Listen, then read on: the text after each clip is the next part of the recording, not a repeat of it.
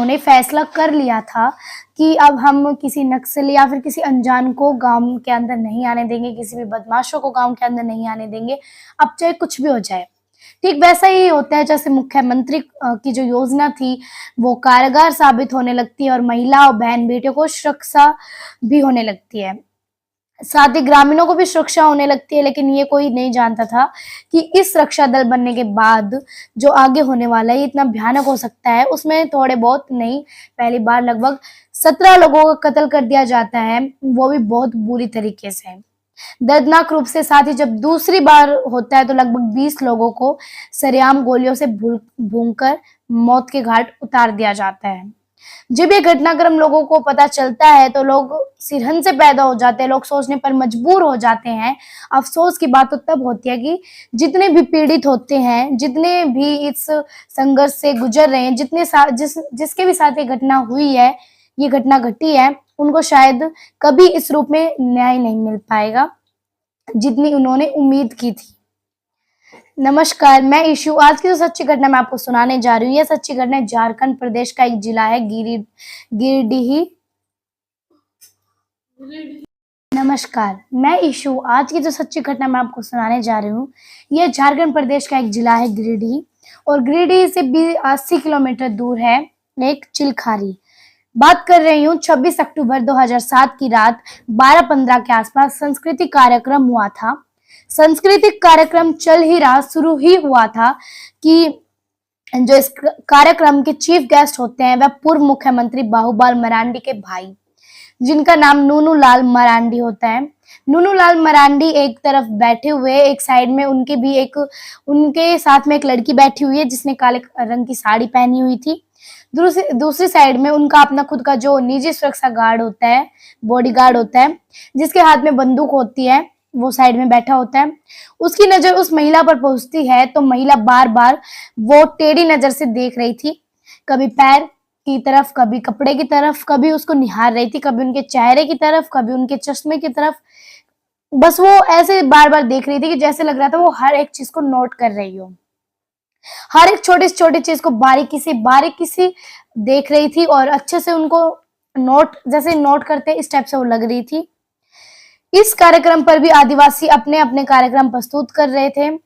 इसी बीच में वो साड़ी पहनी हुई लड़की जो होती है वह खड़ी होती है, खड़ी होकर वहां से चली जाती है। लेकिन नूनू लाल मरांडी जो होते हैं उनकी नजर उस लड़की पर पड़ती है तो दूर जो वो लड़की खड़ी हुई थी, अंधेरे में रात के लगभग 12-1 बजे के आसपास का वक्त होगा, उस लड़की ने ऐसा बात कर रही थी वो लड़की जैसे क्या इन्हीं नूनूलाल मरांडी के बारे में ही बात कर रही हो। उन्हें थोड़ा शक होने लगता है कि कौन थी वहां से आई, कौन, समझ में नहीं आ रहा। लड़की ऐसे बात कर रही थी जैसे वह नूनूलाल मरांडी के बारे में ही बात कर रही थी। उन्हें थोड़ा सा शक होने लगता है कि ये कौन है लड़की, कहाँ से आई है, किसने इसे यहाँ पे बुलाया, कौन है ये सब वो समझ नहीं पा रहे थे आखिर ये है कौन। असल में उन्हें दिन में जो फुटबॉल कार्यक्रम था जो हर साल होता है, लगभग 8-10 सालों से हो रहा है, हर बार चीफ गेस्ट बन के आया करते थे, लेकिन रात के किसी प्रोग्राम में वो शामिल नहीं होते थे। फुटबॉल का टूर्नामेंट हुआ था, जो विजेता टीम थी उसको उन्होंने पुरस्कार दिया। उन्होंने कहा कि भाई अब मैं अपना जा रहा हूँ, ठीक है, जो कार्यक्रम है वो गांव के किसी प्रधान को या किसी भी सम्मानित व्यक्ति को बुलाओ, उसको अपने प्रोग्राम में बैठाओ और फिर अपना करते रहो, मैं चला जाता हूँ। क्योंकि वे कभी भी रात में शायद आए नहीं थे, रुके नहीं थे, लेकिन वे रुक जाते थे जब गांव वाले उनसे ज्यादा ही रिक्वेस्ट करते थे, उनसे आग्रह करते थे कि आप रुकना चाहिए, सांस्कृतिक कार्य में देखना चाहिए। क्योंकि इस सांस्कृतिक कार्य में जो भी आदिवासी प्रस्तुत करते हैं, आसपास के जिलों के, आसपास के प्रदेशों के लोग कई हजार की संख्या में आते हैं, कि 15 से 200 हजार लोग इस कार्यक्रम का हिस्सा बनते हैं।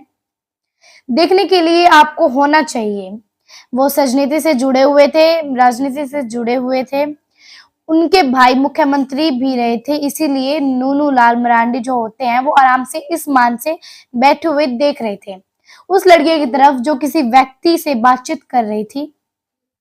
अब मंच पर जब नजर पहुंचती है तो 15 से 20 लोग जिनके हाथों में हथियार होते हैं वो ग्रीन रूम जो होता है वहां से निकलते हैं और मंच पर पहुंच जाते हैं। इनमें से कई लोग हवाई हवाई तरह की बंदूक लेते खड़े थे और एक के बाद हवाई फायरिंग करना शुरू कर देते हैं।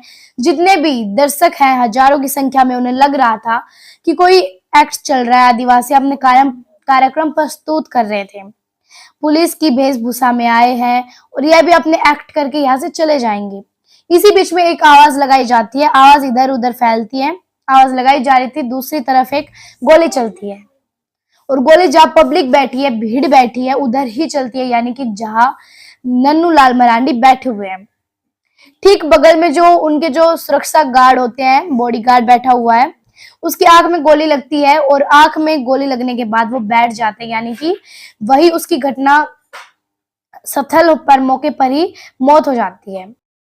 अब नन्नू लाल मरांडी जो होते हैं वो सोचने पर मजबूर हो जाते हैं, आखिर यह कुछ ना कुछ अप्रिय घटना होने लगती है, होने वाली है। इसीलिए इससे पहले कि वे कुछ बोल पाते, मन से आवाज लगाई जाती है, भाई आप घबराओ मत, परेशान होने की बिल्कुल भी जरूरत नहीं है। अभी प्रोग्राम को शुरू हुए आधे घंटे का समय हुआ है, अभी तो बहुत अच्छे अच्छे कार्यक्रम बाकी है।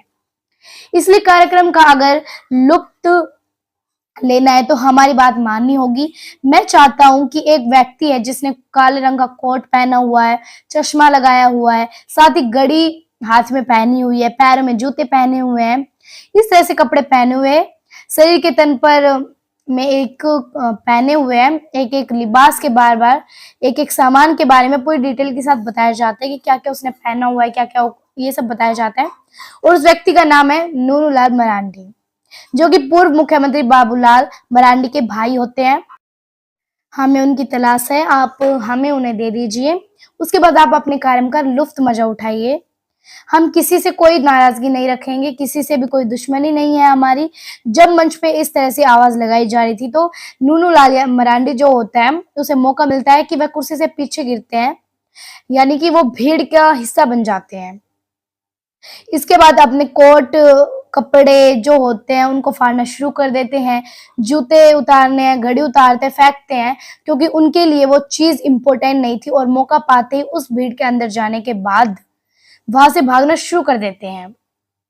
मौका मिलते ही उस गांव को किसी भी तरकीब से पार कर लेते हैं और फिर उसके बाद अपने गांव में दूर तक पहुंच जाते हैं। उन्हें लग रहा था कि शायद वो लोग मेरे लिए आए हैं और जब मैं मौके पर नहीं मिलूंगा तो शायद यहाँ से चले जाएंगे और ऐसी घटना कोई होगी भी नहीं, वो ये सोच रहा था। लेकिन दरअसल बार बार आवाज लगाई जा रही थी, कोई रिस्पॉन्स नहीं आ रहा था, तो भीड़ की वजह से कोई बोल ही नहीं पा रहा था। एक व्यक्ति मर चुका, जैसे मरने वाली बात पड़ोसी को पता चलती है, वे जोर जोर चीखने लगते हैं, चिल्लाने लगते हैं। जब उसकी चीख निकलती है तो उसके बाद जो चीख की आवाज मंच तक पहुंच जाती है और मंच पर खड़े हुए 15 से 20 से ज्यादा लोग जिनके हाथों में हथियार थे, इसके बाद उन हथियार से चीने से गोलियां चलाना शुरू कर दिया जाता है। अंधाधुंध उन पर गोलियां चलाई जा रही थी, बिना देखे उन पर गोलियां मार रहे थे सब, और जो बैठे हुए थे उनको निशाना बनाकर उनको गोलियां मारना शुरू कर देते हैं। इसके बाद यह चीख पुकार मच जाती है, कई हजार की संख्या में लोग जो होते हैं भाग दौड़ करने लगते हैं और अपनी जान बचाने की कोशिश कर रहे थे। अभी तक लोगों को लग रहा था कि सांस्कृतिक प्रोग्राम कार्यक्रम चल रहा है या कोई एक्ट हो रहा है, अपना अपना नाटक मंच पर दिखा रहे हैं, लेकिन ये कोई नाटक नहीं, यह तो एक विचलित सीरियल था, सचमुच था। जो ये नन्नू लाल मरांडी होते हैं यहाँ से भागकर दूसरे गांव पहुंचते हैं और किसी तरकीब से वो संपर्क करते हैं एसीपी से, और एसीपी पूरी कहानी बताते हैं कि इस तरह से उस गांव में कुछ ना कुछ गड़बड़ हो रही है, कुछ बवाल हो रहा है, आपको यह जरूर आना चाहिए। फिर पुलिस उनसे संपर्क करती है, उन सबसे साथ लेती है। जब गांव में जाकर देखते हैं तो 17 लोग जैसे कुर्सियों पर प्रथम रो पर बैठे हुए थे वही की वही वो लोग मर जाते हैं। उनकी लाश वहां पे मिली जाती है और कहीं उनको तड़पने का मौका ही नहीं मिलता, उनको भागने का मौका ही मिलता, वो उन्हें किसी भी चीज का मौका नहीं मिलता, वो वहां पे बैठे बैठे ही मर जाते हैं। उनपे एकदम से गोलियां चलाई जाती हैं और लेकिन वो नहीं भाग पाए थे। गिनती की जा रही थी तो 17 लोग मारे गए थे, गिनती में 17 लोग आए थे और घायलों की संख्या होती है 14। इससे पहले कि उन्हें हॉस्पिटल लेके जाते हैं 2 लोग और मर जाते हैं, यानी कि 17 थे पहले और 2 और 19 लोग मर जाते हैं। 1-2 दिन उपचार चलता है, उसमें भी 1 लोग मारा जाता है कि टोटल मिलकर संख्या 20 हो जाती है और 12 लोगों को गंभीर रूप से घायल होने की सूचना मिलती है। अब जब ये बात पूर्व मुख्यमंत्री तक पहुंचती है, उनके भाई का जब वापस लौट कर आते हैं, उन्हें मरे हुए लोगों में देख रहे थे, तो उनका अपना सगा भतीजा जो कि पूर्व मुख्यमंत्री बाबूलाल मरांडी का बेटा होता है, जिसका नाम अनूप मरांडी होता है, वो भी उन गोलियों का हिस्सा बन चुका था, यानी कि वो भी मारा जा चुका था। बस नूनू लाल मरांडी अपने भतीजे को देखकर जोर जोर से रोना शुरू कर देते हैं। कहते हैं कि भैया को क्या जवाब दूंगा कि मैं अपने भतीजे को नहीं बचा पाया, मैं नहीं बचा सका, मैं क्या करूंगा। जब रोना शुरू कर देते हैं तो यह बात अपने भैया को जब बताते हैं, रोते हुए बिलखते हुए जब यह बात अपने भैया को बताते हैं, किसी भी नहीं, दो नहीं, बल्कि यहाँ पर 20 लोगों की मौत हो चुकी थी। किसी एक दो की नहीं, 20 लोगों की यहाँ पे मौत हो चुकी थी। इस तरह से मौत के घाट उतार दिया जाता है। इसके बाद फिर मामला कोर्ट में अदालत पहुंचाया जाता है। मामला कोर्ट अदालत ये सब चलना शुरू हो जाते हैं। और फिर यह जो फुटबॉल मैच होता है, हर साल फुटबॉल मैच का समापन कराने के लिए आया करते थे। जो विजेता टीम होती थी उसको वह एक बड़ा सा मैदान होता है, आसपास के जिलों के सैकड़ों लोग, हजारों की संख्या में लोग इकट्ठे होते थे। लेकिन उसके बाद फिर यह प्रोग्राम होने की कभी जांच इसीलिए नहीं बन पाया क्योंकि जब दोबारा करने की कोशिश की जाती थी तो एक घोषणा की जाती थी कि लोग मारे गए हैं, उन्हें शहीद होने का दर्जा देने की बिल्कुल भी जरूरत नहीं है। यदि शहीद का दर्जा देने की आप लोगों की कोशिश की है तो यहाँ पर फिर से खून की नदियां बहनी स्टार्ट हो जाएगी, लोग मारे जाएंगे। फिर किसी ने शायद हिम्मत नहीं जुटाई कि वहां फुटबॉल मैच हो या फिर आदिवासियों का सांस्कृतिक कार्यक्रम हो या आसपास के हजारों की संख्या में लोग यहाँ पर जूते आदिवासियों का सांस्कृतिक कार्यक्रम हो या आसपास के हजारों की संख्या में लोग यहाँ पर जुटे। लेकिन जब तक पत्रकार ने उनसे पूछा कि आखिरकार उन लोगों का निशाना तुम पर ही क्यों है, तुम पर ही ये सब इतना ध्यान क्यों दे रहे, तब वो बताते हैं कि लगभग 20 किलोमीटर दूर यानी कि चिलखर एक भेलवा घाटी लगता है, यहाँ पर एक ग्राम रक्षा दल बनाया गया था। जो मुख्यमंत्री होते हैं बाबूलाल मरांडी, उन्होंने लोगों को सुरक्षित करने के लिए, क्योंकि कोई भी नक्सली जब गांव के अंदर आते थे, अपनी मर्जी से खाना बनवाते थे, मर्जी से वहां पर रहते थे, मर्जी से महिला के साथ अभद्रता करना, लड़कियों के साथ बदतमीजी करना, उनके साथ बलात्कार जैसी घटना को अंजाम देना। जब इस तरह की घटना होती थी, जो गांव के लोग होते हैं हिसाब से उनसे बनाया गया कि रक्षा दल के ग्राम रक्षा दल जब बनेगा तो गांव के लोग, युवा लोग अपनी जिम्मेदारी लेंगे और उन्हें जो हिस्से में मिलेंगे, इकट्ठे अगर होंगे तो हम किसी बड़े से बड़े बदमाश का भी मुकाबला कर सकेंगे। वैसे भी गांव की कहावत है कि राम से और गांव से कोई पार नहीं बसा सकता, तो इसलिए वो नक्सली होते हैं। वो जब गांव के लोग इकट्ठे होते हैं तो वो मुकाबला नहीं कर पाते हैं। मुख्यमंत्री की सरकार चली जाती है, वक्त आगे बढ़ जाता है और वक्त आगे बढ़ने के बाद फिर उन्हें मौका मिलता है 11 सितंबर 2005 को, जब ये योजना बनाई गई थी कि उन्हें समझाया गया था कि पारंपरिक उन्हें हथियार दिए जाते हैं सुरक्षा के लिए, साथ ही लाठी टॉर्च, इस तरह से उन्हें हथियार दिए जाते हैं, उन्हें ट्रेनिंग दी जाती थी, अगर तुम्हें अपनी रक्षा करनी पड़ी तो तुम कैसे क्या करोगे। ऐसे वक्त आगे बढ़ रहा था। 11 सितंबर 2005 को यह वाकया है। गांव में ही जो यह गांव लगता है बेलवा घाटी, वहां पर एक जन अदालत लगाई गई थी। लगभग पूरे गांव को नक्सली द्वारा घेर लिया गया था। उसे गांव को घेरने के बाद जो गांव में कुछ लड़के थे, उन लड़कों को खींच कर बाहर निकाला जा रहा था, जो उस ग्राम रक्षा के दल से जुड़े हुए थे। उनसे कहा जाता है कि आप वहां पर चौराहे पर चलिए। तो लोगों को लगता है, जो गांव के युवा थे, कि आज ना कुछ कोई अप्रिय घटना हो जाएगी, इसलिए वो अपनी जान बचाने के लिए मौका देखते ही खेत में जाकर छुप जाते थे, भागते थे। तो पता चलता है कि कुछ लोग गांव की मस्जिद के अंदर जाकर छुप जाते थे। जब गांव की मस्जिद के अंदर वो छिपते थे तो इसके बाद उस मस्जिद पर बम से हमला कर दिया जाता था। उसमें कई लोग मारे जाते थे और वो मस्जिद भी रीतिग्रस्त हो जाती है। साथ ही वहां पर पास में एक स्कूल था, वहां भी छिपने की कोशिश करते हैं। तो जब ये छिपने की कोशिश करते हैं तो वाकया था 11 सितंबर 2005 के लगभग 7:30 बजे के आसपास का वाकया शुरू होता है। तो उसके बाद फिर स्कूल का बिल्डिंग भी उसी बम से गिरा दिया जाता है। अब इसके बाद बात करने के आखिरकार इस गांव का मुखिया कौन है वो इस रक्षा दल का नेतृत्व है, जिसका नाम था मंसूर अंसारी। उसके घर पर जाते हैं, उसके घर को भी बम से उड़ा दिया जाता है। अब लोगों ने देखा कि यहाँ पर जो हिस्सा है लगातार जो यहाँ का किस्सा है वो यहाँ पर लगातार बढ़ता जा रहा है। कभी मस्जिद को निशाना बनाया जा रहा है, कभी स्कूल को निशाना बनाया जा रहा है, या फिर नेतवकर्ता को, जो उसका मंसूर अंसारी होता है नाम, उसके घर को निशाना बनाते हैं। कत्ल मिलाकर हर घर में जाते हैं, हर घर का दरवाजे खोलते हैं। जो भी सदस्य होता है रक्षा दल का, उसे बाहर निकाल के लाते हैं, चौराहे पर लाते हैं, और चौराहे पे लाने के बाद वहां पे जब इकट्ठा कर लेते हैं तो पहला तरीका यह था खड़े होकर गोलियां मारना, गोलियां मार के उनको भून देना। उससे पूछताछ कर रहे थे, नाम पता जानकारी जुटा रहे थे। जब उसे गोली मार दिया जाता है तो लोग गोली मारने के बाद वह मर गया था, तो उसके बाद नहीं तो उसको काट दिया जाता है, यानी कि किसी भी धारदार हथियार से उस पर हमला कर दिया जाता है, उसको काट दिया जाता है। नरसंहार हो रहा था, उस नरसंहार में 17 लोगों को घटना स्थल कर दिया जाता है और उन्हें मौत के घाट उतार दिया जाता है।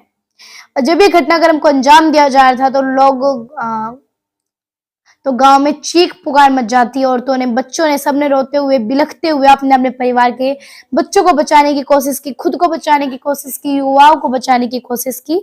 बहन बेटियों की रक्षा के लिए दल बनाया गया था, जो सरकार द्वारा तय किया गया था कि अपनी रक्षा के लिए इस तरह से दल बनाइए।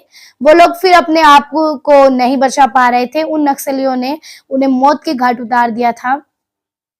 इसमें जब 17 लोगों के मरने वालों की संख्या होती है तो पता चलता है कि 12 लगभग उसमें मुस्लिम होते हैं, लगभग 12 उसमें मुस्लिम होते हैं और बाकी जो संख्या होती है उसमें हिंदू लोग होते हैं। कुल मिलाकर 17 लोगों की जब संख्या ये हो जाती है, इस घटना के ठीक 2 साल बाद पहली घटना होती है 2005 में और दूसरी घटना होती है 2007 में। 26 अक्टूबर 2007 को पहली जो घटना में 17 लोग मारे गए थे और दूसरी घटना में 20 लोग मारे गए थे, और इस तरह से लगभग 37 लोगों को मौत के घाट उतार दिया जाता है। और कई परिवारों में इसमें पूरी तरह से बर्बाद हो जाते हैं। मामला कोर्ट में चलता है, अदालत में चलता है। इस घटना के बाद मुख्यमंत्री, गृह मंत्री और डीजीपी तमाम बड़े आला अधिकारी मौके पर पहुंचते हैं, तरह की घोषणा करते हैं। बताया जाता है कि घोषणा भी करते हैं, नौकरी से रिलेटेड भी कोई घोषणा करते हैं, लेकिन उन परिवारों को शायद ही कभी वो उतने लेवल पर लाभ मिल नहीं पाएगा जिस लेवल पर लाभ मिलना चाहिए था। उसके बाद फिर जो पुलिस ने अपनी चार्जशीट लगाई थी, उसमें बताया जाता है कि बहुत सारी खामियां थी। उस खामी की वजह से कोर्ट में जो उन्हें जिस लेवल पर सजा मिलनी चाहिए थी और शायद उस लेवल पर उन्हें सजा नहीं मिल पाई थी। तो गांव के लोग आज भी उस घटना को याद करके सिहर हो जाते हैं, सोचने पर मजबूर हो जाते हैं कि वो जो बदमाश थे जिन्होंने इस घटना को अंजाम दिया, वो उनसे इस घटना को अंजाम देने पर भी उनके अंदर से कोई भी रहम नाम के शब्द नहीं था। और हालांकि उन लोगों को खुशी होती थी और वो लोगों की चीख सुन के उन्हें खुशी मिलती थी। हालांकि नक्सलियों का आतंक आज भी है, लेकिन अब उतने लेवल पर नहीं है जितने लेवल पर उस दौर में हुआ करता था। तो इस पूरे घटनाक्रम को सुनाने का उद्देश्य किसी को परेशान करना नहीं है, किसी का दिल दुखाना नहीं है, बल्कि आपको जागरूक करना है, आपको सचेत करना है।